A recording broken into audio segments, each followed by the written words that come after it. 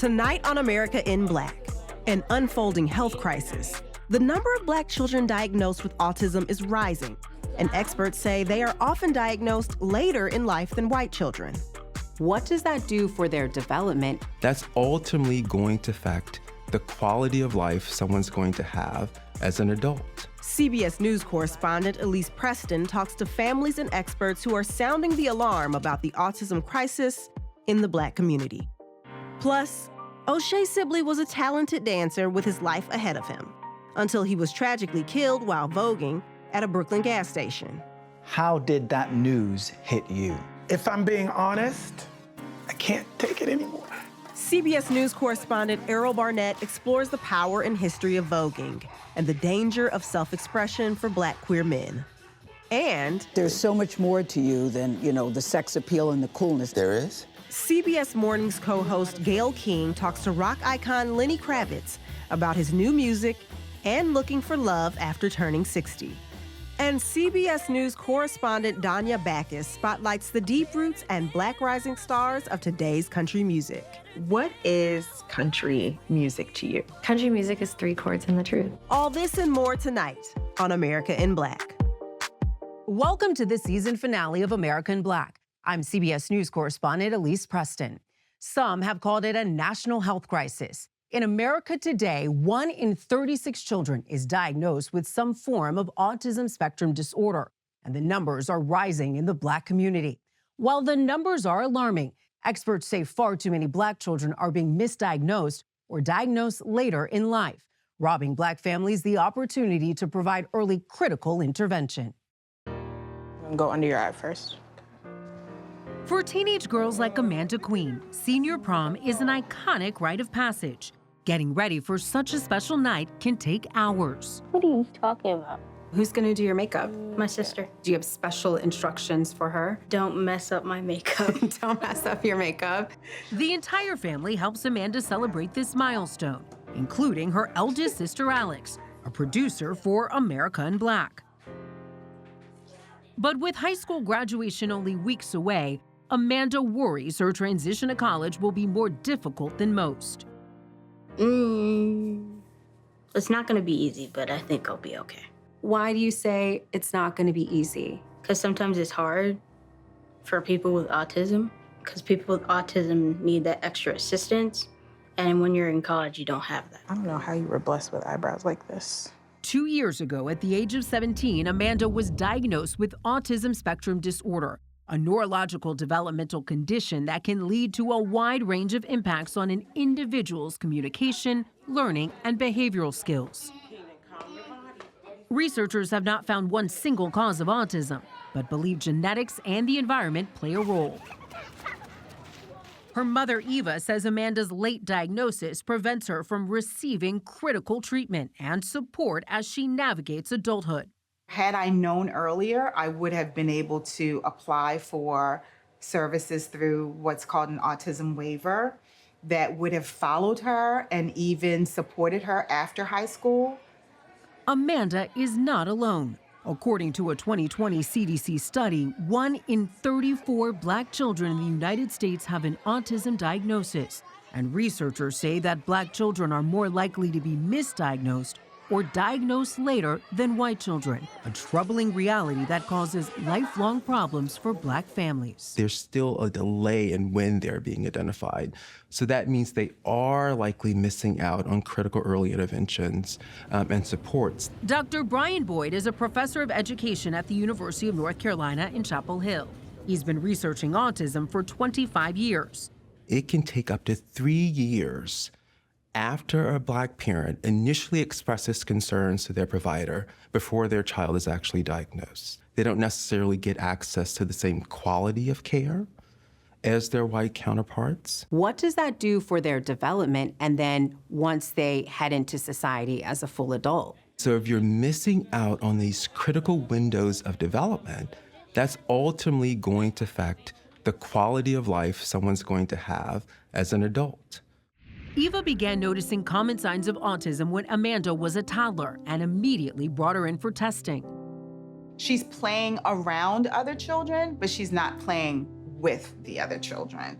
She is making statements to people all over, but she's not engaging in conversation with those people. They tell me that she has a speech delay. They tell me that she has attention deficit disorder with hyperactivity, and they send us on our way. But as Amanda entered her teenage years, Eva noticed the decline in her mental health, which often accompanies autism. She decided to redo all of her testing and finally got the diagnosis she suspected.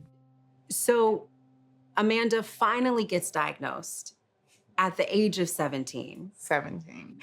It's insane, but it also was validating. But the validation didn't solve the challenges.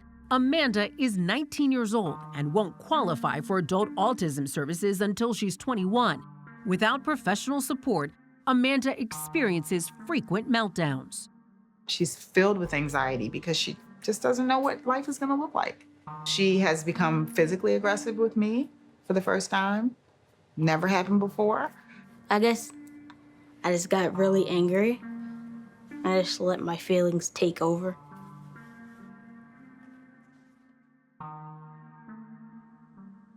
We're not invisible. People are they just don't care to really check on us. They don't care to make sure that we are being serviced. Maria Davis-Pierre is the CEO of Autism in Black, which aims to address the gaps in diagnosis and services for Black families through education and advocacy. She founded the organization after struggling to get an autism diagnosis for her daughter, Malia. I am a licensed clinician. My husband is a physician here. Anytime my husband or I are in a room, we have to lead with our credentials, and we shouldn't have to do that. I actually did a boycott in our pediatric neurologist's office for a week just to get that paperwork for her. So you did a boycott? I did a boycott.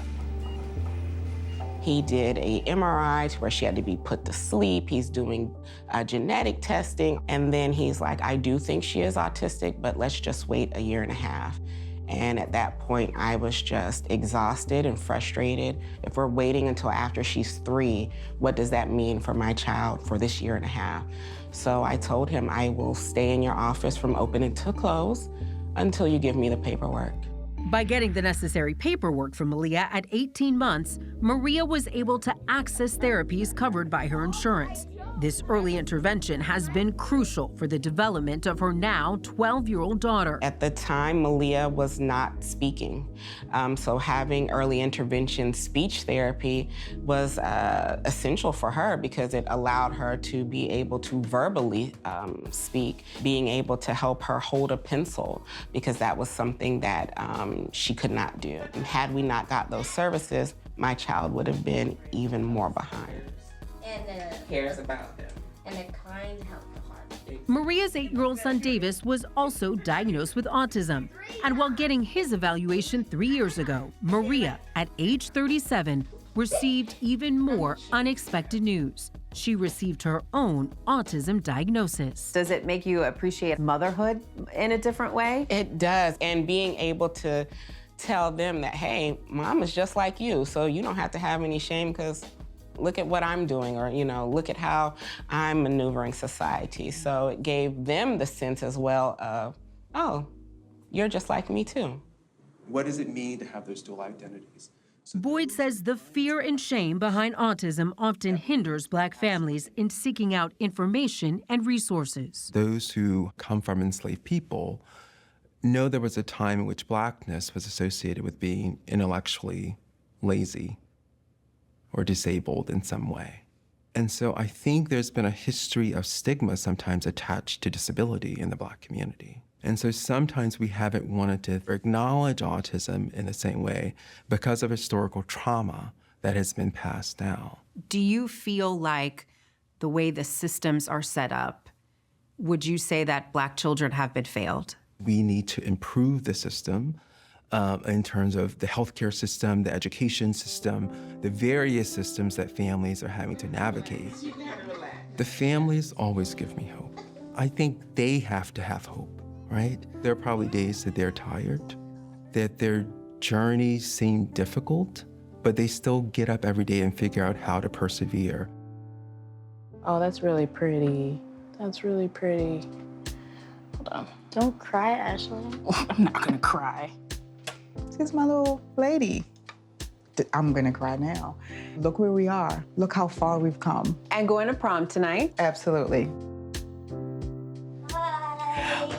You look lovely, Amanda. Thank you. You're welcome. You wanted to share your story. Why? Because I want other people to know who I am. What do you want people to know about teens with autism? We're just unique. Oddly unique in some ways.